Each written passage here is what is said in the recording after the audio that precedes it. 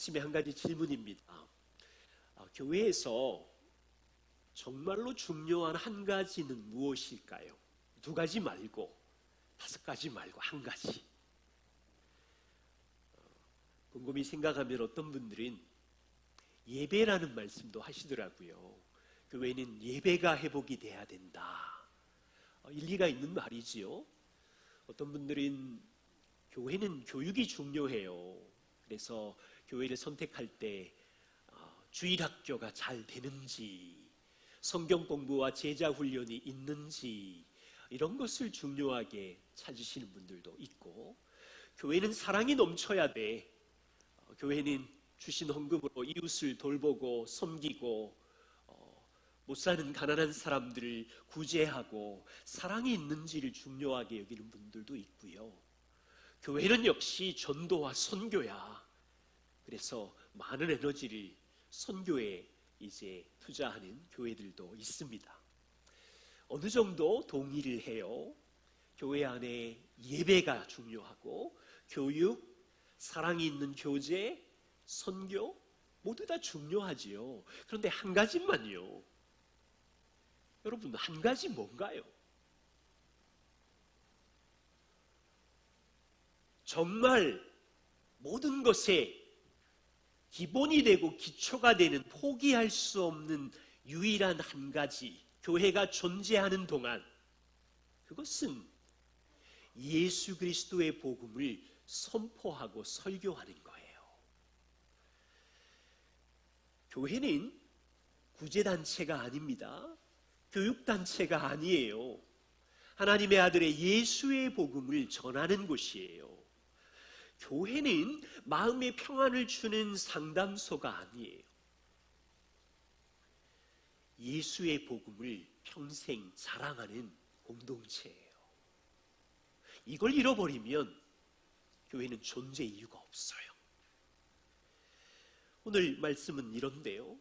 왜 예수의 복음이 교회의 중심이어야 되는지 그 이유를 살펴볼 것이고, 두 번째는 복음이 중심이 된다는 뜻은 그리스도가 중심이 된다는 뜻인데, 그렇다면 그리스도는 누구인지, 교회가 고백해야 되는 그리스도, 교회 안에 있는 성도들이 고백해야 되는 그리스도는 누구인지를 확인해 보려고 해요.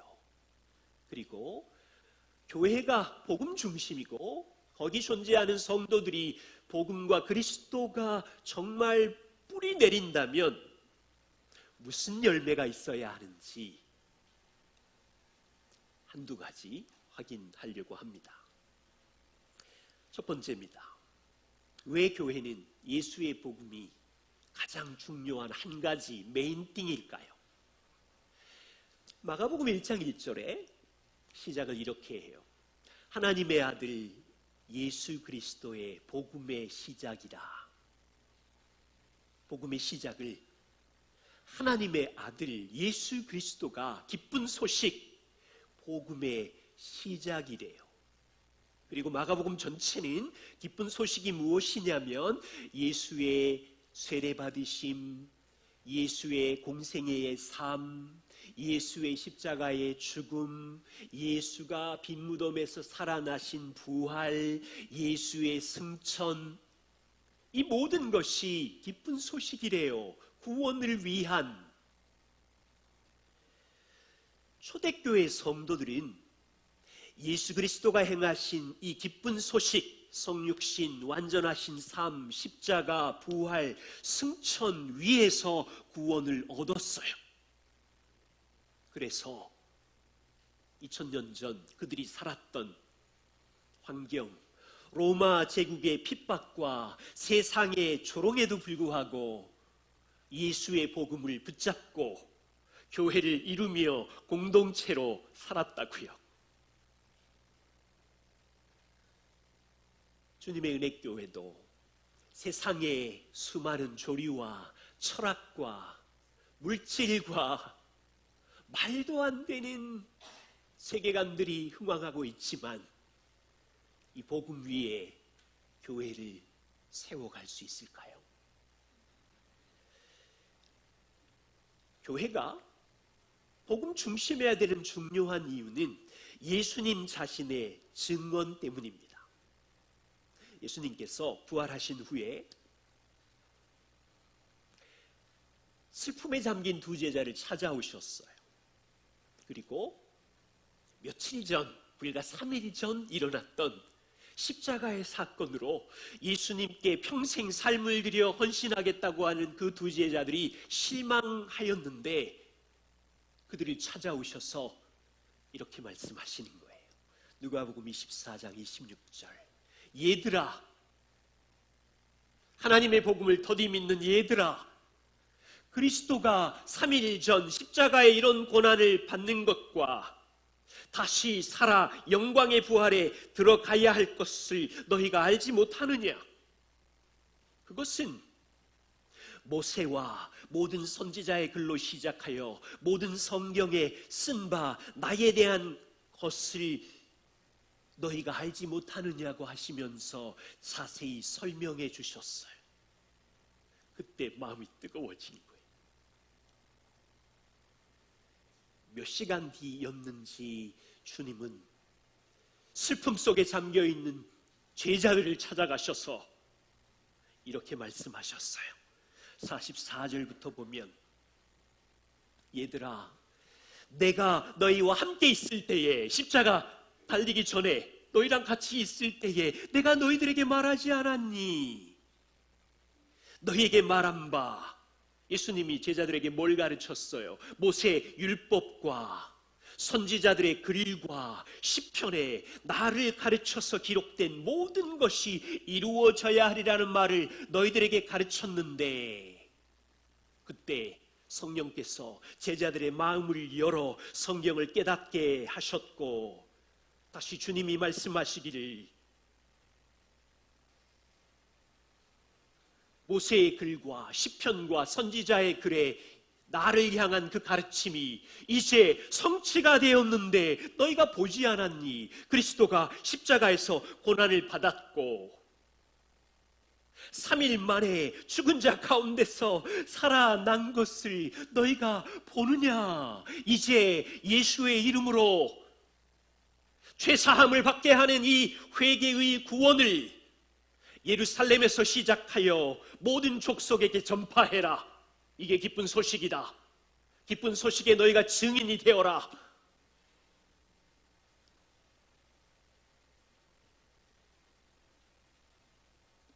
예수님은 부활하신 후에 인류 역사에 한 명도 자기 힘과 능력으로는 구원받을 수 없는 저주에 갇혀 있었는데, 최고의 기쁜 소식, 그냥 기쁜 소식이 아니에요.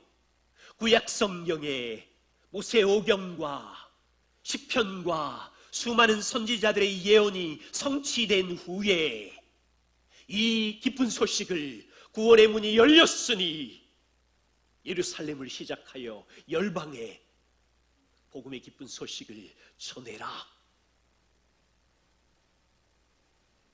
지금 제가 무슨 말씀 드리는지 아시죠? 교회는 예수 그리스도의 십자가와 부활, 구약 성경에 있는 예언들이 그리스도에게 성취된 이 구원의 소식, 그 위에 교회는 서 있는 거예요. 예수님 스스로 복음을 성취하신 후에 제자들에게 증언하고 있다고요. 그것을 바울이 고린도, 저기 로마 사회에서 가장 세속적이고 쾌락적인 도시 고린도 사람들에게 이렇게 말해요. 고린도전서 15장 1절. 형제들아, 내가 너희에게 전한 복음을 너희가 너희에게 알게 하노니, 내가 너에게 전한 복음을 너희가 받았다. 그 전한 복음 위에 너희가 지금 서 있다. 너희가 만일 내가 전한 그 복음의 말을 굳게 지키고 있다면, 헛되이 믿지 아니하고 굳게 그 복음의 말씀을 붙잡고 있다면 너희가 그로 말미암아 구원을 얻으리라.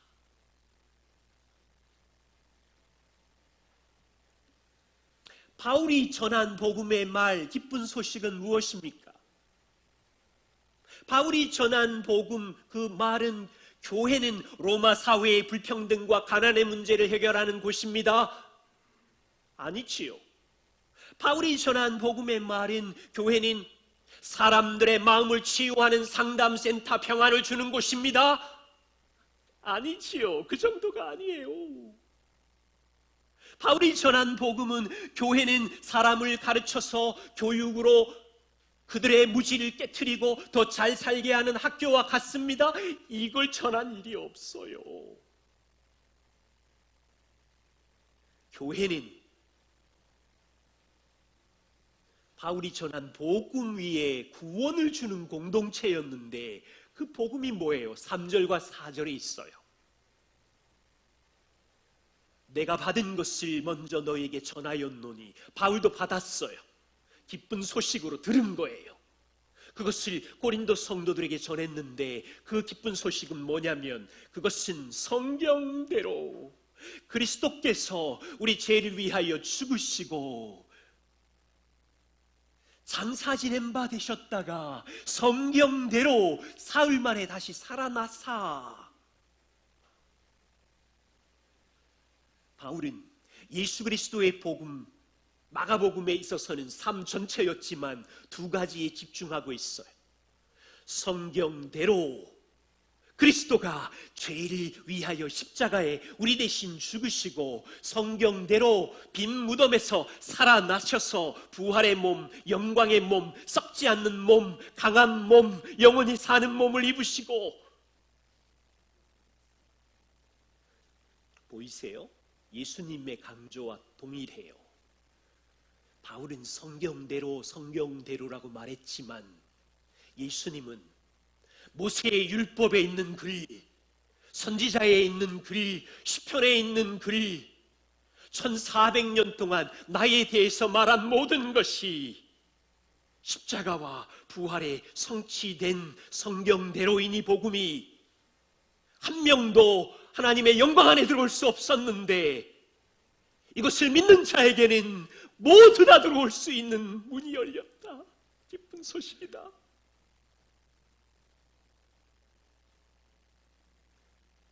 바울은요, 고린도 사람들에게 이상한 말을 전하고 있어요. 1세기 로마 사회에서 불과 예수님이 십자가에 못 박힌 건 한 20년 전인데, 고린도 전서가 쓰여진 건 한 20년이 좀 지난 시점인데 십자가에 죽은 청년 예수를 기쁜 소식이래요. 굉장히 불쾌하고 바보 같은 소리거든요. 여기 자녀 여러분 중에 어느 날 화장실에 들어가더니 배설물을 보고 그 배설물을 들고 와서는 이 배설물이 우리의 건강과 행복을 주는 특효약입니다. 그래 보세요. 세상에 이런 웃기는 짓이 어디에 있어요? 1세기 고린도 사람들에게는 십자가가 가장 악랄하고 비참한 끔찍한 사형 형틀인데 바울이 고린도에서 전하는 복음은 그 최악의 죽음의 사형 형틀이 자신의 죄를 대신하여 죽은 성경의 성취이고 온전한 구원의 특효약이고 3일 만에 살아난 빈 무덤, 사람이 어떻게 살아요? 그것이 미친 사람의 소문으로만 여겨진 걸 꺼내다가 최고의 구원의 기쁜 소식이라고 말하고 있으니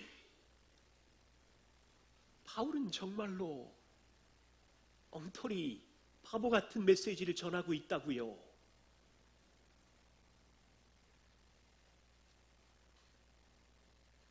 바울은 그 다원주의와 그 쾌락적인 인본적인 로마 사회 속에 교회의 가장 중요한 한 가지는 십자가의 한 청년 하나님의 아들의 죽으심과 부활의 증인으로 있는 거예요. 그 위에 교회는 서 있다고 말하는 거예요. 그래서 주님의 은혜교회가 가장 중요한 한 가지만을 찾자면 예수 그리스도의 복음을 설교하고 증언하는 거예요. 바울은 고린도전서 2장 2절에 내가 너희 중에서 예수 그리스도와 그가 십자가에 못 박히신 것 외에는 아무것도 알지 아니하기로 작정하였다. 십자가를 자랑하고 있어요. 그리스도를 자랑하고 있어요. D.A. 칼슨은 확장해서 이렇게 말해요. 바울을 연구하고 나서 이런 결론을 내려요. 바울은 그리스도인 안에 있는 기쁨, 그리스도인 안에 있는 도덕적인 윤리, 그리스도인들 안에 있는 교제, 그리스도인들 안에 있는 하나님에 대한 교리 등을 말할 때마다 그는 십자가로 달려간다. 그는 이 모든 일에 십자가와 연결시킨다. 바울은 복음의 사람이며 십자가 중심의 사람이다. 주님의 은혜교회와 5년, 10년 같이 있었던 여러분, 우리 교회 방향을 아시지요? 예수 그리스도의 복음, 그분이 하신 일 위에 모든 삶의 영역을 연결하려는 이 몸부림을 아시지요? 그리스도인의 기쁨이 상황과 사람 때문이 아니라 우리 안에 있는 그리스도 때문이고, 내 안에 있는 용서와 용납과 사랑이 사람들이 어떠함 때문이 아니라 내 안에 있는 그리스도의 사랑과 그리스도의 용납이 넘치기 때문에 그리스도인의 윤리 속에 사랑과 용납과 용서도 나온다는 거 아시지요? 자녀 양육은 어때요? 인본적으로 가르쳐 본 적이 없어요. 좋은 대학 성공, 그것은 우리의 열심의 열매이기도 하지만, 그래서 세상의 빛과 소금이 되어야 하겠지만, 우리가 함께 있는 그 자녀는 주님이 내게 맡겨신 주님의 소유이며 그분이 주인이기에 그분의 말씀의 뜻대로 양육해야 하며, 자녀 양육도 복음 안에서 어떻게 양육할 것인지, 결혼도 우리끼리의 노후의 행복, 넉넉한 삶 이렇게 말한 적이 없잖아요. 바울처럼 우리의 몸부림은 그리스도 안에, 복음 안에 우리의 삶의 모든 기쁨과 윤리와 자녀 양육과 직장과 관계와 교제와 연결, 십자가로 연결, 복음으로 연결해야 그 안에 참된 변화가 일어나는 거예요. 주님의 은혜교회의 방향이고 여기까지 온 몸부림이고 앞으로도 계속 이렇게 갈 거고,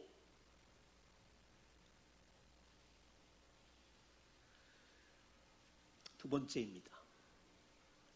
우리는 복음 중심이고 그리스도 중심이어야 됩니다. 그렇다면 그리스도 중심이 되려면 그분이 누구인지를 알아야 되겠죠. 예를 들면 2000년 전 예수님이 3년 동안 공생애를 하시고 제자들에게 질문합니다. 제자들아, 너희가 주변에서 모니터링을 해보니 사람들은 나를 누구라 하더냐? 그러자 제자들이 예수님을 3년 동안 지켜보고 훌륭한 세례 요한 같은 탁월한 선생이라고 합니다. 엘리야처럼 능력이 있는 선지자라고 합니다. 그러자 예수님은 제자들에게 그럼 너희는 나를 누구라고 하느냐? 물었어요. 그랬더니 그 중에 베드로가 성령의 놀라운 지혜로 말하기를 주는 그리스도시요 살아계신 하나님의 아들이십니다. 예수님은 바요나 시모나, 내가 복이 있구나. 그것을 내게 알게 한 일은 하나님이시니 너는 내게 속한 자며 내가 너의 고백 위에 교회를 세우리라. 주님의 은혜교회가 복음 중심의 교회로 견고하게 서려면 베드로의 고백처럼 그리스도가 누구인지 인생에서 날마다 바르게 고백해야 합니다. 베드로의 고백은 주는 그리스도시요 구원자 메시아이시며 하나님의 아들이라고 했는데, 오늘 여러분과 함께 읽은 이 골로새 1장에는 바울이 그리스도를 본 업그레이드된 버전이 나옵니다. 왜 업그레이드라고 했냐면, 바울이 다메섹에서 예수님을 만났어요. 그리고 골로새서니까 한 30여 년의 지난 동안 사랑의 주님과 교제하면서 그분이 누구이신지 더 깊이 깨닫게 되었어요. 그리고 그것을 골로새서 성도들에게 말합니다. 첫 번째는 그리스도는 창조자시고 영원한 하나님이셨어요. 15절과 16절. 그리스도는 보이지 않는 하나님의 형상이시요 모든 창조물보다 먼저 계셨던 분이시고, 모든 만물이 그리스도에게서 창조되었고, 하늘과 땅에서 보이는 것들과 보이지 않는 것들과 왕권들과 주권들과 통치자들과 권세자들, 모든 만물 역사 인생이 그리스도로 말미암고 그를 위하여 창조되었고, 바울이 30년 동안 그리스도와 교제한 업그레이드된 그가 누구인지 보이세요?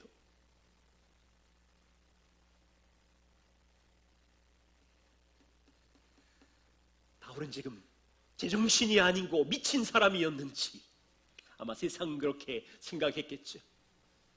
십자가 형틀에서 비참하게 죽은 청년 예수를 영원 전부터 계셨던 하나님으로 고백하고 있고, 하늘과 땅에 눈에 보이는 모든 새와 별과 나무와 물고기와 나무들이 그냥 존재한 것이 아니라 창조자 그분을 위하여 존재하고 있고, 보이는 역사와 왕권과 인물과 모든 역사가 그를 위하여 존재하고 있고, 그는 영원한 하나님이래요. 보세요. 얼마나 엄청난 혁명 같은 일이 일어났어요. 다메섹에서 부활의 주님을 만날 때 바울이 생각한 그리스도관은 예수 믿는 자들을 쫓아다니면서 핍박하고 죽이고 감옥에 가두고, 다메섹 전까지는 바울에게 있는 그리스도는 이단자이고 방해자이고 저주받아야 되는 존재였는데, 지금 바울의 고백은 혁명 같아요. 창조자 하나님, 영원자 하나님. 여러분, 이런 일이 지금도 계속되는 거 아시죠? 세상을 보세요. 우리 주변을 보세요. 예수를 누구라고 해요? 예수를 창조자이고 영원자인 것을 비웃는 세상. 이 땅은 물질이 영원하지, 유물론. 세상은 우연히 생긴 진화론. 여기 있는 우리 자녀들 학교 가보세요. 지금도 과학 시간에 대학 강단에서 학생들의 과학책은 온 세상은 어느 순간 대폭발로 우연히 생겨났고, 다양한 생물체들은 자연 선택 과정과 도태와 진화를 수억 년, 수십억 년 반복해서 우연히 만들어진 거라고 가르치고 있지요. 이런 세상에 여러분은 예수가 누구인지 고백하시나요? 만물을 지으신 창조자, 보이는 세계와 보이지 않는 모든 것을 창조하신 영원한 하나님, 존재하는 인생과 만물의 역사가 그를 위하여 있다. 감옥에 있는 이 노인의 고백이, 이 고백이 바울과 초대교회의 고백이고, 지금 2024년에 존재하는 주님의 은혜교회가 붙잡아야 되는 가치이고, 이 교회가 존재하는 동안 희석되면 안 되는 진리라고요. 두 번째, 그리스도가 누구입니까? 13절과 14절.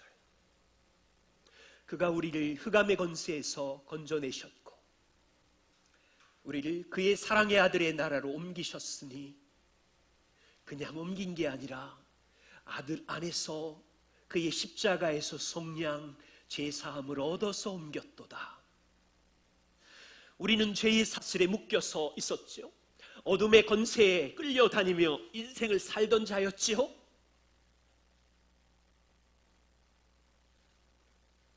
바벨론도 로마도 이집트의 열왕도 모두 다 자기의 죄와 형벌로 영원히 죽을 수밖에 없는 흑암의 권세에 묶여서 어둠의 권세에 끌려다니며 살던 인생이었는데, 도토리 기재기하며 살던 버러지 같은 벌레들이었는데, 만물의 창조자이시고 영원 전부터 계신 하나님의 아들이 하늘 보좌에서 내려오셔서 시간과 공간의 죄악을 받는 피조물로 아기로 태어나시고 33년을 사시고 십자가에서 죽으심으로 우리 대신 우리가 갚아야 되는 저주와 형벌을 속량 값을 주고 사시고 생명값을 지불하고 사시고,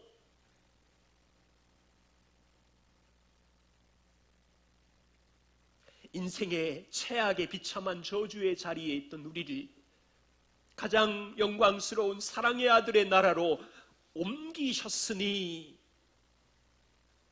하나님 편에서는 다 투자한 거예요. 다 준 거예요. 다 주었다고요.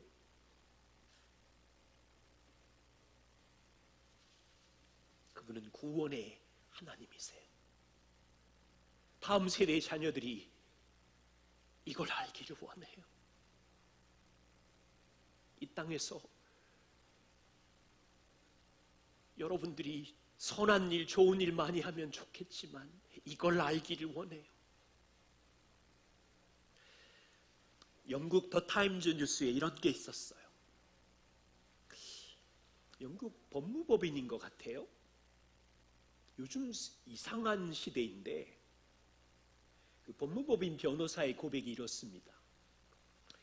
유산에 대해서 상담하러 오는 8명 중에 1명이 자기의 반려견에게 유산을 나누기를 원한대요. 대표적인 몇 가지를 소개하면, 여러분 사진에 보시면 2020년에 이분은 그 프랑스 명품 브랜드 샤넬 아시죠? 그 샤넬이라는 디자인 최고 수석 디자이너 칼 라거펠트라는 분이에요. 2020년에 숨을 멈추셨는데 그 유산을 안고 있는 고양이 슈펠트에게 120만 파운드, 21억을 유산으로 남겼어요.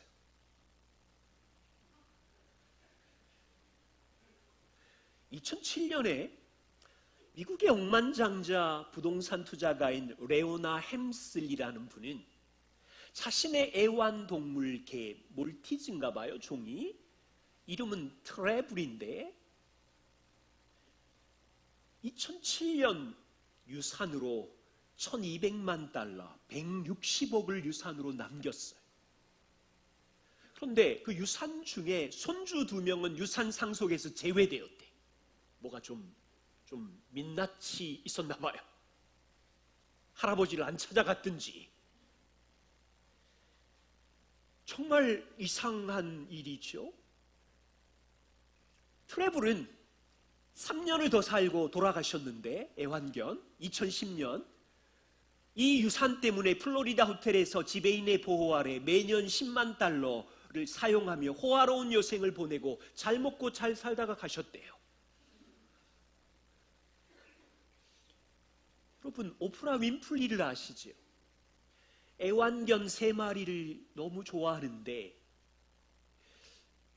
혹시 오프라 윈프리가 먼저 죽을 경우 그의 재산 중에 3천만 달러, 400억의 재산을 이 애완견 3마리에게, 3마리에게 상속할 수 있도록 문서를 작성하고 있네, 알려지고 있대요. 저의 상식으로는 이해가 안 가요. 여기 애완견을 사랑하는 분들은 좀 이해가 가실지 모르겠지만, 아니 뭐 하는 거야 지금? 애완견에게 무슨 재산 10억, 100억이냐고요. 그들이 다 못 쓰고 죽으면 물론 동물 단체에다가 기부가 된대요. 저의 지점은 여기에요. 왜 자녀에게는 안 나눠주고, 자녀가 부모에게 밉상이니까 자녀 대신 애완견에게 줬네, 그거는 여기에 중요한 의미가 아니라고 보고, 저의 관심은 여기에요. 애완견에게 주인이 나누어 준 건 저의 상식으로 불가능한데, 하나님 아버지가 망가지고 실패한 죄인들에게 나누어 준 건 진짜 이해가 되세요? 돈 많은 부자와 애완견의 격차가 어떤지 때문에 우리는 웃었지만, 영원자이신 하나님과 망가지고 죄인인 우리와의 격차는 얼마나 크겠어요. 그런데 망가지고 실패한 죄인일지라도 하나님, 나는 죄인입니다, 불쌍히 여겨주십시오라고 고백하며 하나님이 하신 복음을 믿는 자에게 하나님은 100억 정도가 아니고 모든 걸 주셨잖아요. 여러분의 과거, 현재, 미래 모든 죄를 용서해 주셨고, 여러분의 행동과 그거에 어떠함에 상관없이 용납해 주셨고, 인생에서 어떻게 구겨져 살든 어떻게 실패하든, 사마리아 여인이든 38년 된 병자든 십자가의 강도든 어떤 인생을 살았을지라도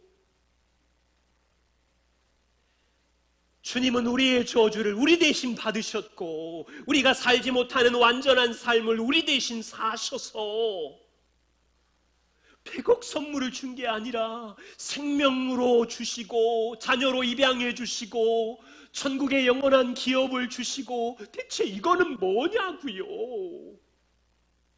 이게 감격이 안 되냐고요? 미쳤어요? 저는 정말 시간이 지날수록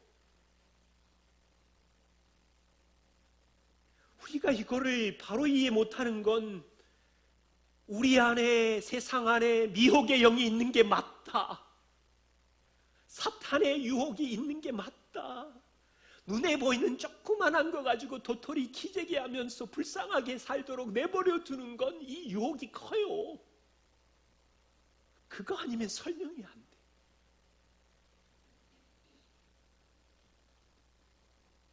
그리스도는 하나님의 아들인데 십자가에 대신 죽어준 구원자예요. 그리스도는 통치자입니다. 17절에 또한 그가 만물보다 먼저 계시고 만물이 그 안에 함께 섰느니라. 그분은 모든 만물보다 먼저 계셨던 영원자이시고, 만들어 놓고 그의 영광을 위하여 만드시고 이 만물과 함께 서셔서 유지하시고 통치하고 계신 거예요. 바울의 고백이 놀라워요. 30년 전 청년 예수가 모든 만물의 창조자이고 하나님의 아들이 나를 위하여 죽으러 오셨으며 부활하신 구원자이고, 부활하실 뿐 아니라 지금도 만물을 유지하시고 돌보시고 통치하고 있는 분이다. 여러분, 이 진리를 한국 사회, 민주주의 사회에서, 학교에서, 직장에서 선포해 보세요. 무슨 일이 일어나죠? 우리를 감옥에 보내지는 않을 거예요. 근데 속으로 생각하겠죠. 정신없는 친구 여기 또 한 명 있구나. 우리는 그런 말이 듣기 싫으니까 적당히 거리를 두고 가볍게 얘기하지요. 그런데 아세요? 북한, 중동에 있는 이슬람, 지금도 다른 나라에서는 그리스도가 통치자이고 왕이라는 고백을 하면 이웃이 돌을 던져요. 교회가 불에 타요. 세상 사람은 내가 인생의 주인이지 무슨 그리스도, 십자가에 죽은 개가. 조롱거리라고요. 주님의 은혜교회가 존재하는 동안 만물의 통치자이신 그리스도, 내 인생과 역사의 주권자이신 그리스도를 증언하고 있다면 우리는 세상 사람들로부터 비웃음과 조롱을 받을 거예요. 각오하세요. 네 번째, 바울은 18절에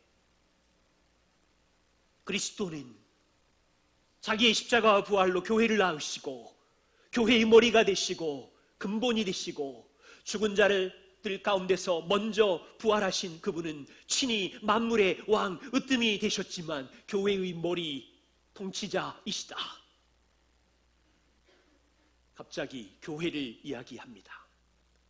주님은 죽은 자 가운데서 먼저 나신, 살아나신, 부활하신 분인데 어떤 분이 되셨다고요? 먼지가 되어서 무덤에 가루가 되신 것이 아니라 생명의 몸, 부활의 몸, 영원한 몸을 입으시고 승천하셔서 역사와 인생을 통치하시는 만물의 으뜸, 역사와 인생의 왕으로 통치하실 뿐 아니라 자기의 생명과 전부를 주고 사신 백성 공동체, 교회 공동체의 머리가 되시고, 바울은 엄청난 고백을 하고 있는데 지금 2년째 로마 감옥에 앉아 있음에도 불구하고 자신은 교회의 머리이신 그리스도에게 연결되어 있는 지체라고 말하고 있는 거예요. 세상에, 주님의 은혜교회는 머리이신 그리스도가 주인이시고 우리는 머리에 연결되어 있는 지체예요. 세상 사람들인 교회를 형편없는 모임, 초라한 모임이라고 가소평가하고 있고, 우리 중에 어떤 그리스도인들도 그 사람들의 소리에 기력이 생겨서 아이고 그래 우리도 보잘것없는 모임이야 위축되어 있기도 하고, 그런데 바울은 감옥에 앉아서 그리스도가 누군지 아니? 그리스도는 만물의 으뜸 왕이야. 우리는 머리이신 그분에게 연결되어 있고 감옥에 있는 나조차도 그분에게 연결되어 있는 지체야. 이게 무슨 뜻인지 아세요? 삶의 모든 힘과 원천이 그리스도에게 있다는 거예요. 왜? 우리는 머리이신 그리스도에게 붙어 있고 연결되어 있으니까. 바울의 힘과 삶의 원천은 그리스도에게 있는 거예요. 골로새 성도의 힘과 원천은 그리스도 성도인, 주님의 은혜교회 성도인 여러분도 머리이신 그리스도에게 붙어있는 지체 맞다면 그분이 주시는 힘과 그분이 주시는 사랑과 그분이 주시는 은혜가 삶의 힘이 되고 원천이 된다고요. 여러분이 쌓은 돈이 아니고 사람들의 인정이 아니고 자녀의 양육의 아름다움이 아니고 머리이신 그리스도가 여러분을 핏값을 주고 사시기까지 사랑하셨고, 그분의 사랑이 너무 크기에 여러분 삶에 필요한 모든 것을 머리이신 그리스도가 공급하시고, 그분의 사랑이 너무 크기에 여러분을 자녀의 양육, 재정의 어려움, 육체의 어려움 속에서 여러분을 양육하시고, 인생의 어떤 골짜기 속에서도 머리이신 그리스도가 한 사람 한 사람을 위하여 생명을 주셨기에 저는 그냥 전화 한두 번 하는 것뿐이고 기도하는 정도뿐이지만 여러분의 주인이신 그리스도가 여러분에게 생명과 은혜와 영양분을 주셔서 여러분의 힘의 원천과 삶의 원동력이 그리스도인가요?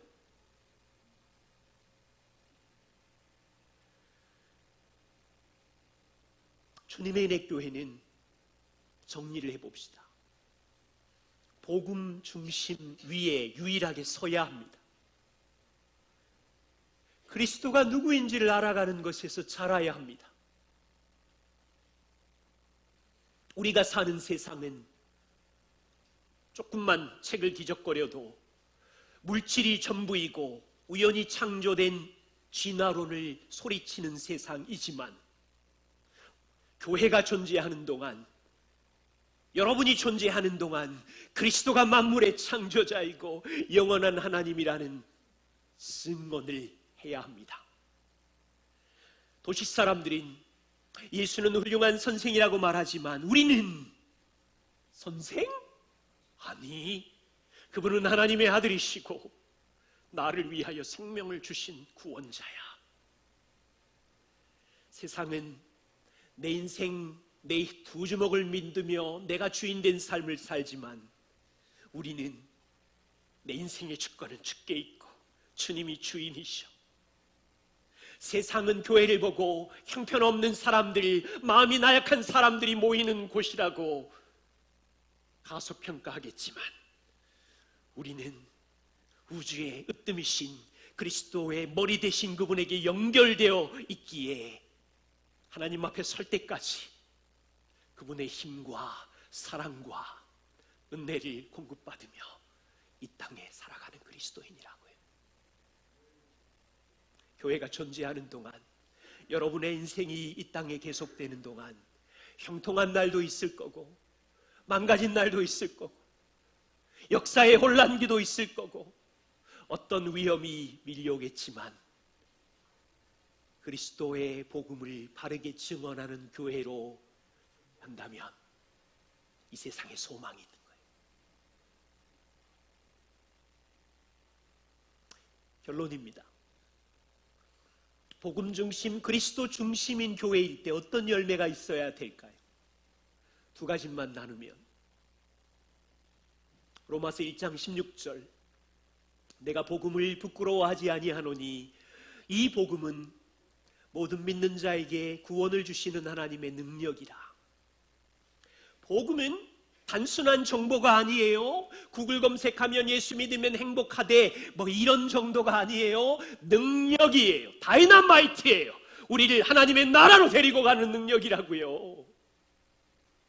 삶을 변화시키는 능력이라고요. 매헌이는 이렇게 말해요. 당신의 삶은 십자가 복음 중심입니까?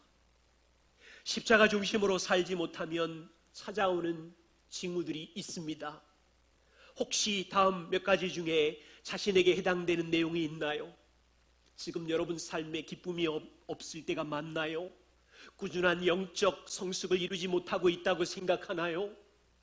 하나님의 사랑에 대한 열정이 식어가고 있나요? 아니면 새로운 방법, 새로운 체험을 찾아다니는 현상이 여러분 안에 있나요?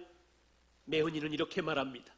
이런 징후가 있다면 당신의 삶이 가장 중요한 복음을 소홀히 여기고 있는 결과입니다. 다시 중요한 복음을 발견하고 돌아오십시오. 우리 교회가 좋아하는 십자가 책을 다시 읽어보세요. 우리 교회는 이 가치를 붙잡습니다. 복음을 매주 설교하고 하나님이 하신 일이 담긴 복음을 찬양할 거고 함께 모여 하소연하는 공동체가 아니라 우리의 약함을 나누고 삼위 하나님의 임재가 경험되는 복음 안에서의 교제를 할 거예요.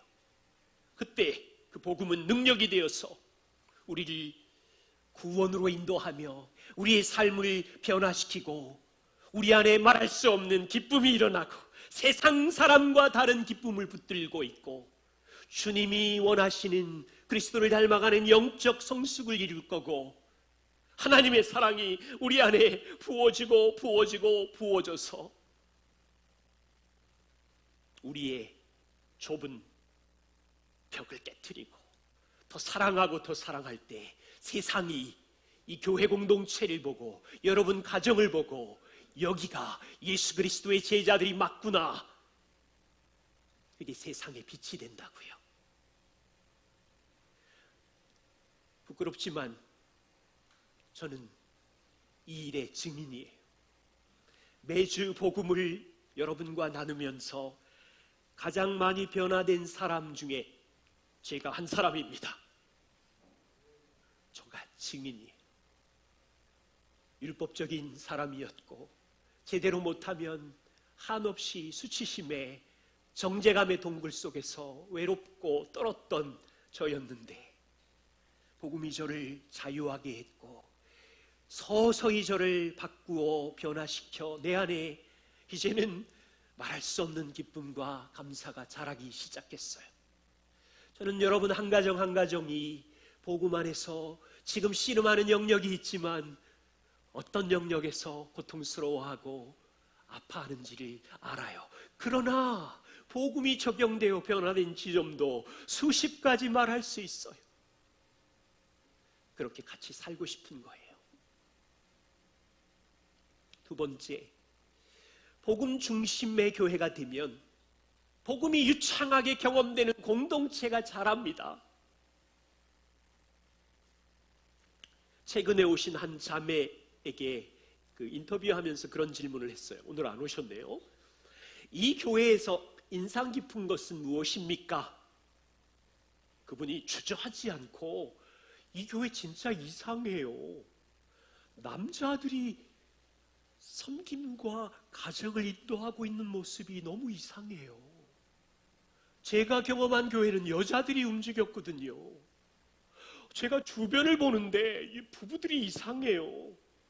눈빛이 너무너무 달라요. 여러분 어떤 눈빛을 보이셨길래 그분 주변에 앉은 분이 누구신가? 막 서로 사랑의 그 레이저를 쏘는데 자기가 너무 놀랄 정도이고 그 부모님이 아이들이 보는 눈빛도 비상하대요. 자기가 줘본 적이 없는 눈빛이고 어디에서도 볼 수 없는 이 예사로운 눈빛은 뭔가라고 몇 달을 고민하다가 인터뷰에서 그런 말을 하더라고요. 이제 알겠어요. 복음의 능력이 이분들을 바꾸셨네요. 그 고백을 듣고 상당한 격려를 받았어요. 그래, 우리가 씨름하고 있고 힘들지만 이런 열매가 최근에 오신 분들 안에 있다는 것은 얼마나 감사한 일인가. 목회자대학의 학장인 제 퍼스웰이 여러분 작년에 나누어드린 저희 교회 가치 세븐밸류 책이 있습니다. 그 책을 꼼꼼히 읽어봐 주십시오. 그 시리즈에 따라서 말씀을 나누고 있는데 그분이 마지막에 이런 말씀을 하셨어요. 교회 안에 있는 가장 중요한 한 가지 복음 중심의 교리와 설교는 개인의 복을 넘어 풍부한 은혜를 나눕니다. 오직 복음만이 죄와 이기심과 인종혐오와 계급간 분리와 편견으로부터 아무런 희망 없이 나누어져 있는 이 세상을 서로를 향한 적대감을 복음만이 허물 수 있습니다. 그렇다면 가정 안에 있는 부부, 자녀, 직장 안에 있는 갈등도 허물 수 있겠지요. 복음만이 서로를 사랑하게 하고 서로를 위하여 기도하고 서로의 짐을 함께 지고 서로를 돌아보고 사랑과 선행을 격려합니다. 이러한 복음의 열매는 교회 공동체에서만 나타나는 것이 아니라 교회 공동체 안에서는 당연히 나타나겠지요. 넘어가서 가정을 넘어가고 복음의 갈급한 어그러지고 거슬리는 세대 가운데 빛과 같은 존재로 흘러갑니다.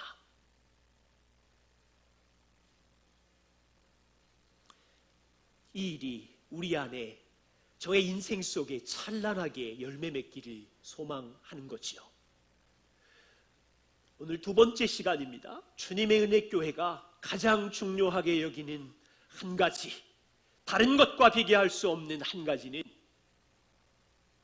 복음을 설교하고 그 영광을 자랑하는 교회입니다. 그렇다면 여러분에게 가장 중요한 한 가지는 무엇인가요? 교회는 이걸 존재하는 동안 밀고 나갈 텐데 여러분이 가장 중요하게 여기는 한 가지는 무엇인가요?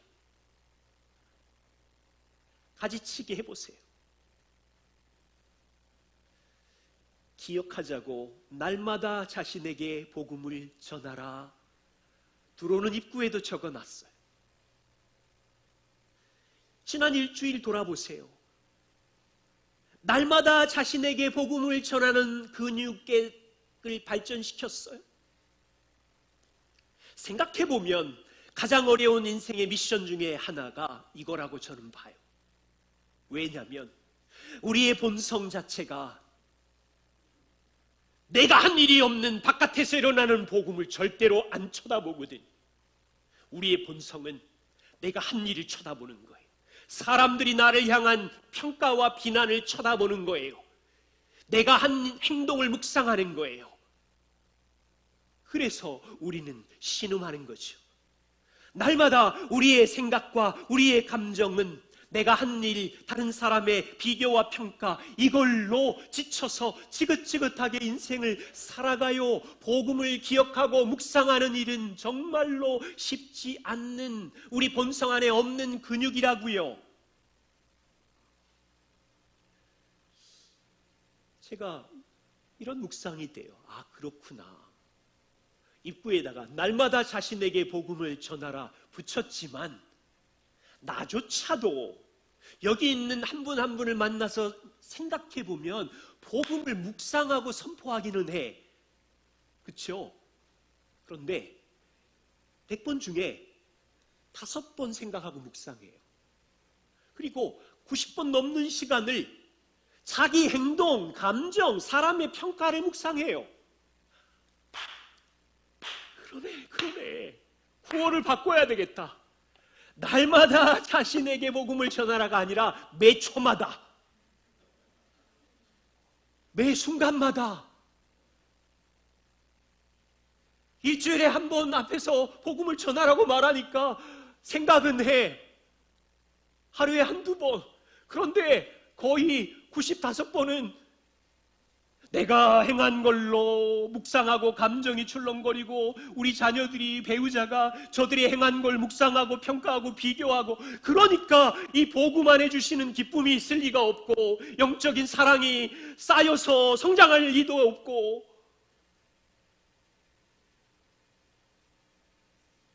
세상에 사탄의 유혹과 시험이 진짜 대단하다. 미션이에요.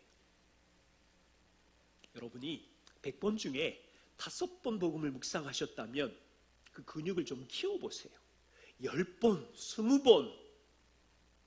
제가 믿기는 이 횟수가 늘어나서 그리스도가 하신 영광에 그분이 하신 모든 일이 밀려오기 시작해야 우리 안에 밀려오는 염려와 두려움과 사람의 평가, 양심에 고소하는 소리를 발로 밟을 힘이 있는데 그럴 힘이 없어요.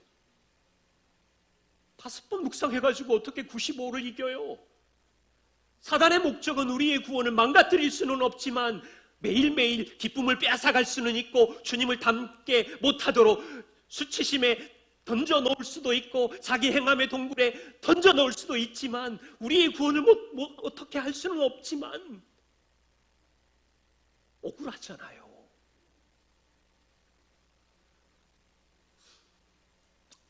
저 앞에 구호를 바꿔놓든지 하겠습니다. 매 초마다 자신에게 복음을 전해라. 여러분에게 제안합니다. 주님의 은혜교회 성도 한 사람 한 사람이 복음 중심의 사람이 될 때 이 교회는 예수의 복음을 자랑하는 교회일 거고, 여러분이 복음의 빛을 가정과 교회와 세상과 직장에서 비출 수만 있으면